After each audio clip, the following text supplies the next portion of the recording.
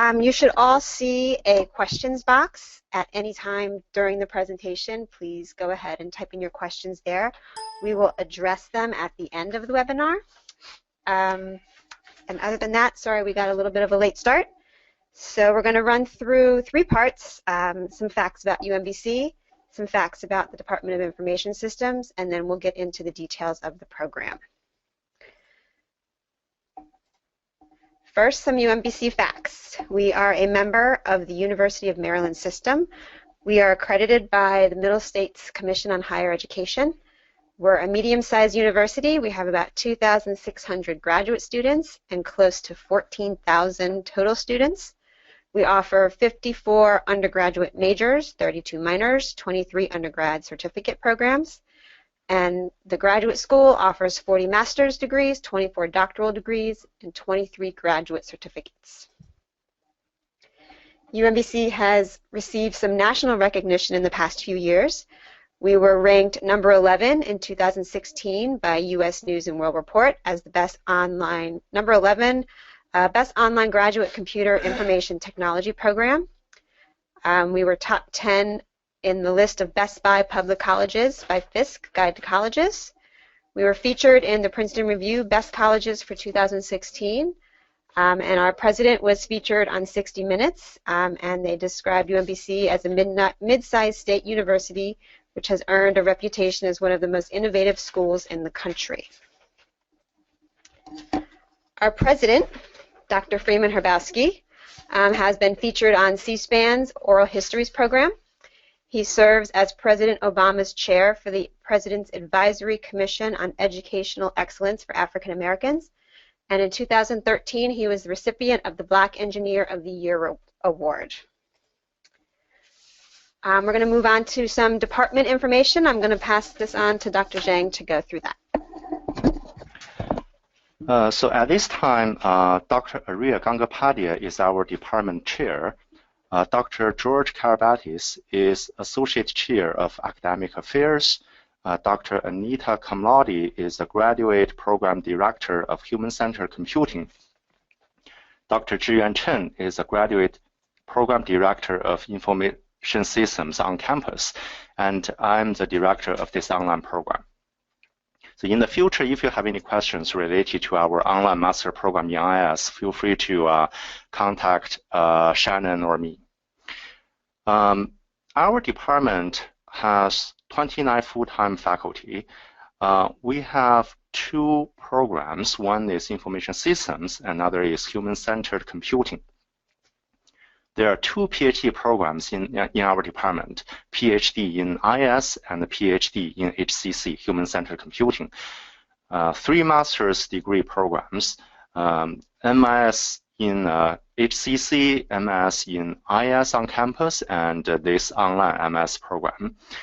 We have 2 bachelor's degree programs and 6 undergrad certificate programs.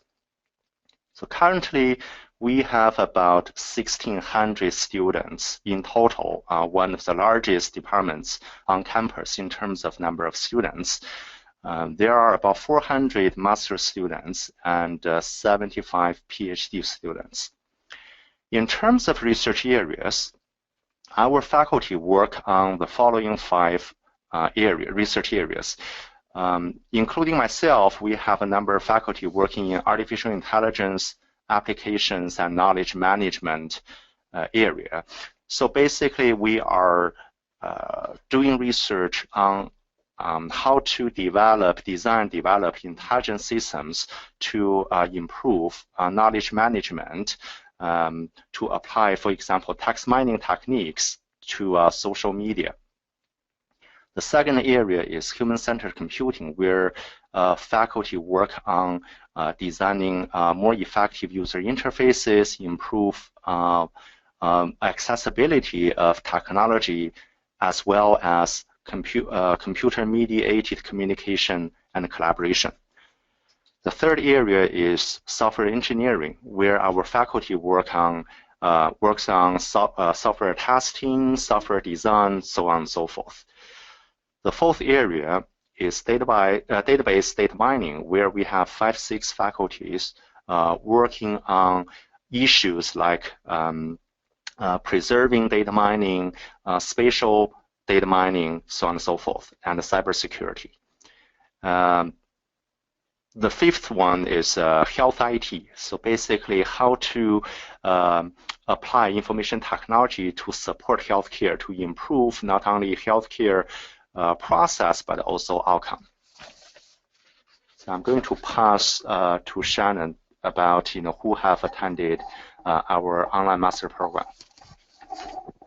Okay, so now the reason we're all here for our online masters in IS details.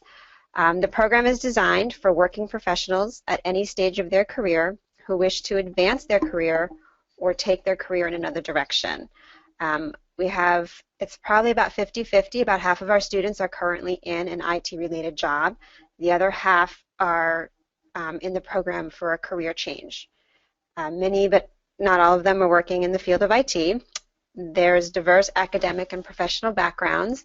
We have recent and not so recent graduates. They reside in many parts of the U.S. and some reside abroad. We have military, both home and deployed, and we have a wide spectrum of career stages. The online program is designed to help people pursue higher education while balancing work and life at a time in life when traditional graduate education may not be possible. Why do people choose our program? Our online program provides the flexibility of a 100% online program while earning a degree from a well-known and respected academic institution. Students are not required to be online at a specific time or a specific day. There are deadlines and due dates throughout the semester, but when you choose to do your work is up to you. We are cost competitive with other online programs and online universities. We have no additional fees. Tuition covers everything, including your textbooks. We are fully accredited. Online students are educated by many of the same IS graduate faculty as the traditional classroom IS programs, with access to the same university educational resources. The program is approved for federal financial aid and the GI post 9/11 bill. No GRE is required for admission, and the program gives you the opportunity to advance or change your career while maintaining a work, school, and life balance. It's going to go back to Dr. Zhang to review the admission requirements. So one of the most important criteria we evaluate in terms of admission is your GPA. So in general, we would expect your GPA in any field of 3.0 or higher. You do not have to have a information technology background, because we believe that many of the students are considering to switch their career directions to IT. So that's why we do not require a bachelor degree in IT or IS field. If your GPA is lower than 3.0 but higher than 2.75, please submit additional documents for possible consideration of conditional admission. So such supplementary documents may include, but not limited to, your CV, personal statement.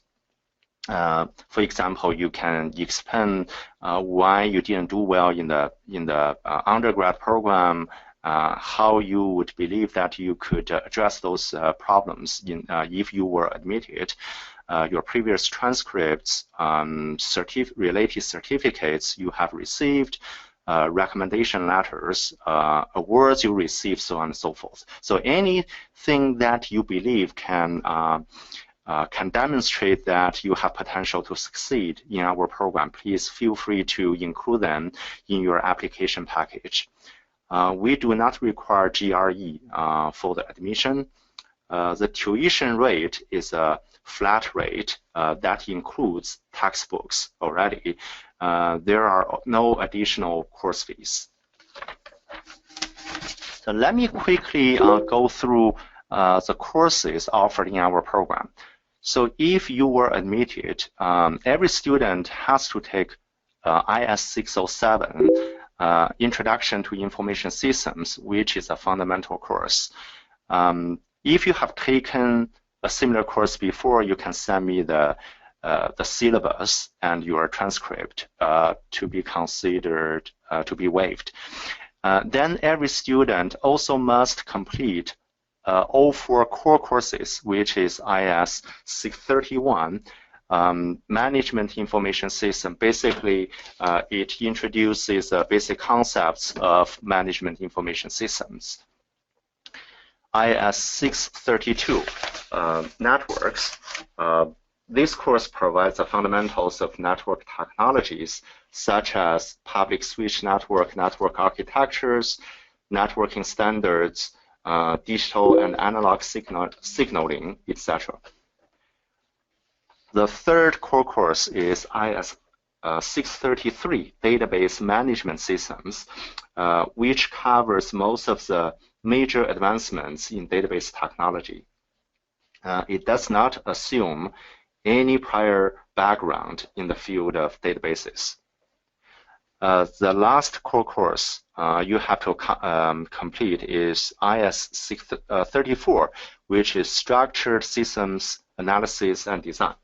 All the activities required to progress from the initial identification of an organizational problem to the design of an IT-based solution will be covered, as well as specific techniques for carrying out those activities. So those are the 4 core courses that every student needs to take. And then after finishing fundamental and core courses, the students need to select 6 from a list of advanced courses, which include IS 667, Interaction Design. This course discusses fundamental concepts needed to understand how humans interact with computer systems and how those systems can be better designed to support user interaction. IS 668, Enterprise-wide Computing. The emphasis of this course is on distributed computing architectures and web services. IS 669, Project Management Operations. This course is designed to give students both practical and academic insights into practices of information system project management. IS 670, Health Informatics. This course discusses the needs for development of health information systems and methods for designing such systems. Typical components of a healthcare information system and how those components relate to one another will also be introduced. IS 671, Electronic Commerce, will analyze how organizations are using e-commerce to streamline their operations, reach out to customers, and increase their profitability. It will also discuss the technologies involved in e-commerce and organizational, behavioral, social, legal, and international aspects of electronic commerce. IS 672, Computer and Network Security, will introduce a variety of threats to computer and network security, and what are the methods for preventing those threats. IS 673, Readings in Computer-Centered Computing, will examine and analyze cognitive and software concepts that underlie human-centered computing. The concepts covered include cognitive theories of memory organization, problem-solving strategies, linguistic comprehension, as well as interaction software technologies. IS 674, Information Architecture for the Web, will focus on the principles and the practices of user-centered information architecture design of websites. IS 675, Introduction to Data Mining, will provide to students with an introduction to data mining concepts and the fundamental techniques. The course will include both theoretical foundations of commonly used data mining methods, as well as offering hands-on exercises using data mining tools.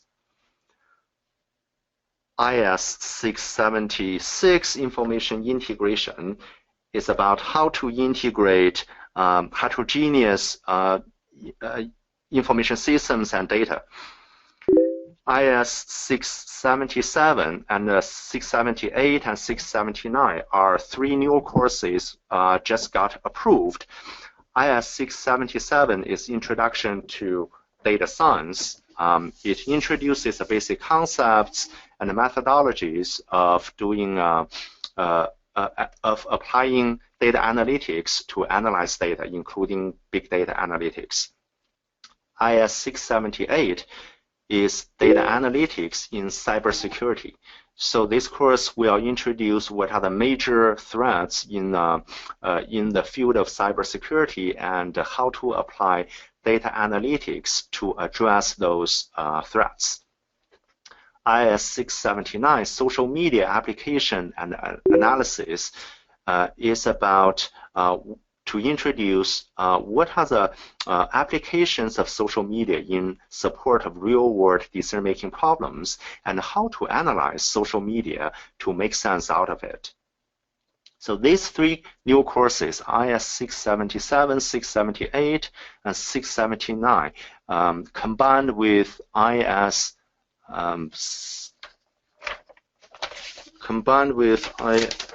620, 633, sorry, database management system will form a new certificate in data science. We are in the process of applying for this certificate, and hopefully we can get this approval before next fall. So the last I want to mention that for the online master's program students, you can also choose to do independent study. So basically, you can identify one faculty in our department whose research areas match your interest, and then you can contact the professor and identify a topic of mutual interest and do a semester-long project, individual project. Also, there is a thesis option. So if you can choose to do a master thesis, which is equivalent to 6 credits, meaning that if you choose this option, you only need to take 4 advanced courses. However, at the end of the semester, you are expected to come to the UMBC campus and defend your thesis in front of a 3-member committee. In terms of career roles, our past graduates have ended jobs in a variety of positions like network engineer, network administrator, system analyst, system designer, database developer, database administrator, interface design specialist, product support developer, software engineer, programmer analyst, and usability engineer, so on and so forth. Okay, so there are a wide variety of opportunities for our graduates. So now I'm going to pass to Shannon to talk about, what our previous graduates have said about our program. From some of the exit surveys we've done, we've had some pretty nice things said about us from our students. One student said, the flexibility is obvious, but the professors and TAs did a great job with the material and the interaction through Blackboard. The courses were challenging but enjoyable, and I can honestly say that enrolling in this program was the best decision I've made from an educational and career advancement perspective. So that student mentioned Blackboard. That is our online classroom platform that we use. Each course has its own individual Blackboard site. It's very user-friendly, and anything that you have to do in your course is done through there, submitting your assignments, discussion boards, even taking tests and quizzes. Everything is done right through that course's individual Blackboard site. Another comment was, this is a fantastic program. I cannot express how happy I am that I chose UMBC to obtain my master's degree. I was very impressed with all of the courses and professors.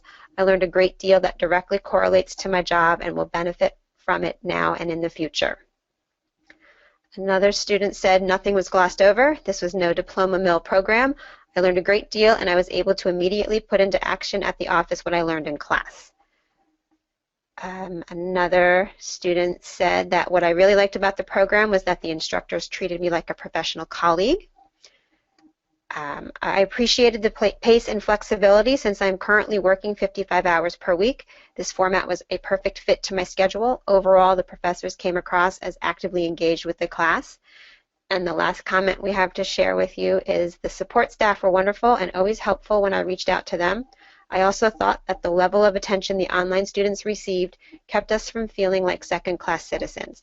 Overall, the quality of the course was excellent. I think, as I mentioned before, students do not have to be online at a specific time or a specific day.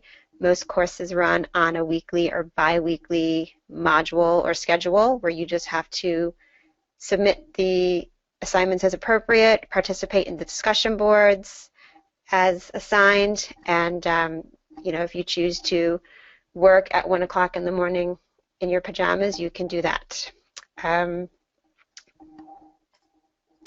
If you would like to see the complete details about our program, you can go to the program's website, onlinems.umbc.edu.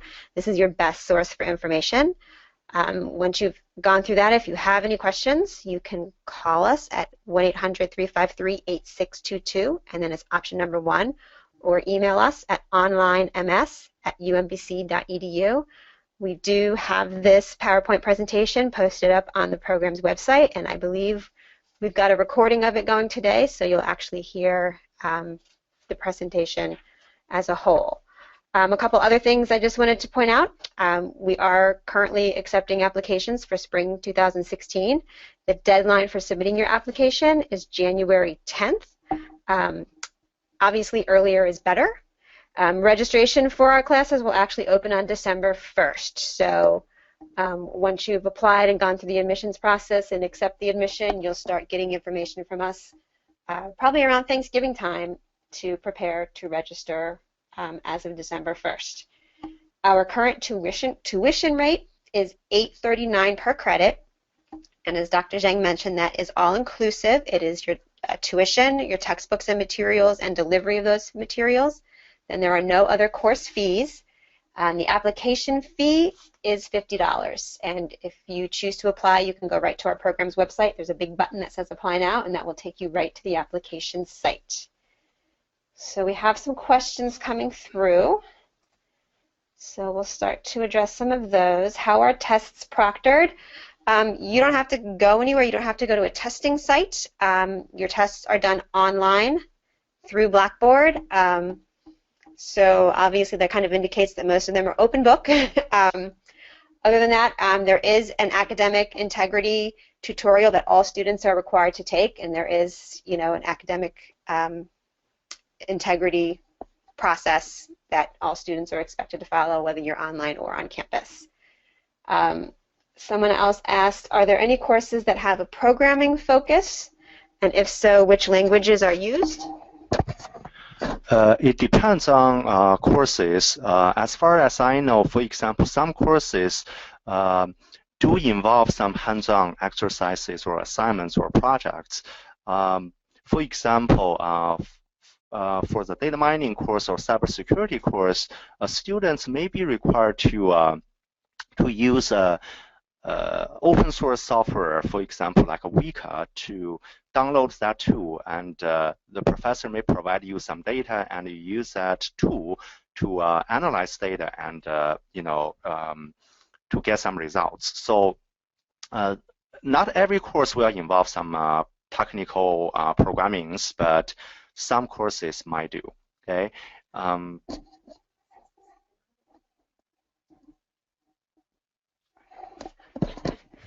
Okay, sorry. Another question that just came through, do you expect students coming straight from undergraduate programs? We have students all over across the boards. We have students who are coming into this right out of an undergraduate program. We have students who earn their undergraduate degrees 15, 20 years or longer. People come into it with other master's degrees in other fields. Any academic background you have, as long as you have a minimum of an undergraduate or a bachelor's degree, is acceptable for admission to our program. So let's see what else we got in there. So yes, tests are conducted online. Some of your courses will also include group work. That's probably about the only time where you're arranging a time to all be online at the same time, whether it's through the discussion board and you're just online chatting, or you set up, you know, a webinar type scenario like we're doing right now. Some students choose to do that too. Most students do come out of it with a positive experience, just like on-campus students doing a group project. There are pros and cons, but most of the time it all comes out pretty positive. Transferring from a different school, well, some of the courses I already done be waived. The graduate school will allow a student to transfer up to 6 credits or 2 classes with approval from Dr. Zhang, from the program director. So if you would like to have courses reviewed for transfer, once you've been admitted to the program, you can send us the course syllabus. We need to know that you earned a B or better and that the courses were taken in the past 5 years. And then if the courses are eligible for transfer, we'll send you the paperwork and get it posted to your transcript.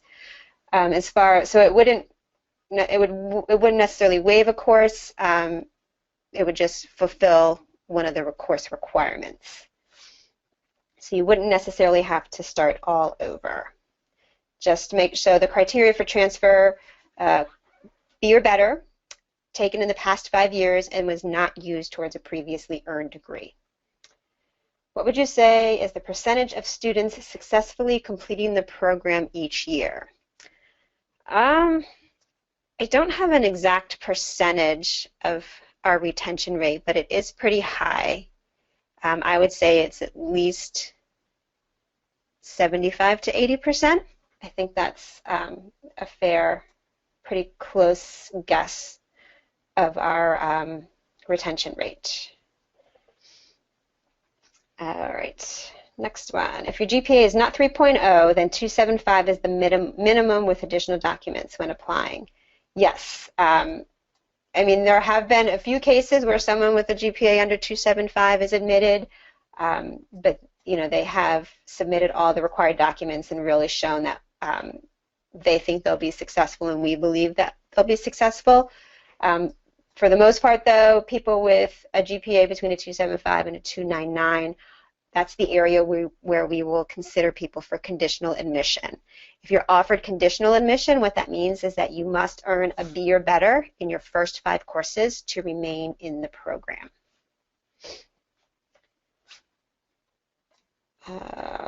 A question about how your degree is worded. Your degree will not say that it's online. The online program is academically equivalent to our on-campus master's program, so the degrees read the same. On your transcript, it will just say Master of Science in Information Systems. Let's see, I think I got most of the questions that people put in there. If I missed your question, retype it real quick, or if you think of something else, go ahead and type it in there. If not, while you're considering UMBC, aside from reviewing the program-specific website, I would encourage you to visit the Graduate School's website, the Career Services website. A lot of students from this program will use Career Services when they get towards the end of their program to help them find job prospects. If you're thinking of using financial aid, our financial aid department's website is very helpful, and you can apply, you can get linked to the FAFSA form right from their website. For people, veterans or military, we have a Veterans Affairs office that can help you in using any of your military benefits that you may have. So I think I covered everyone's questions. Anything else real quick?